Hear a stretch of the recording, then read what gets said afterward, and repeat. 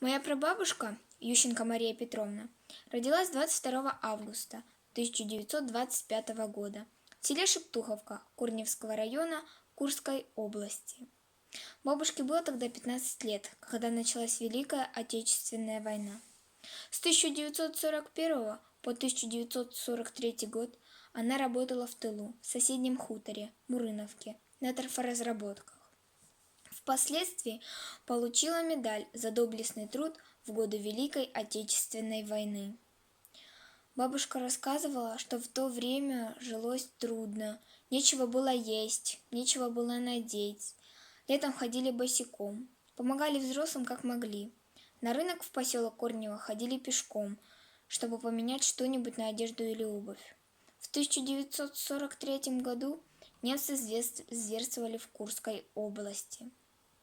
Вспоминала бабушка, когда немцы подошли близко к селу, жители и бабушка тоже рыли окопы для солдат.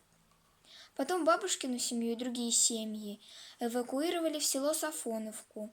Там они находились до освобождения села.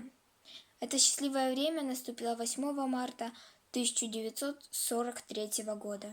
Все ликовали и плакали одновременно, рассказывала бабушка.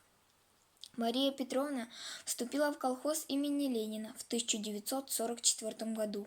Добросовестно трудилась, была не раз награждена почетными грамотами, медалью ветеран труда. Юбилейные даты, как Дням Победы, была награждена медалями 50 лет Победы в Великой Отечественной войне и 60 лет Победы в Великой Отечественной войне. Моя прабабушка была очень добрым и отзывчивым человеком. Я любила с ней общаться и помогать ей.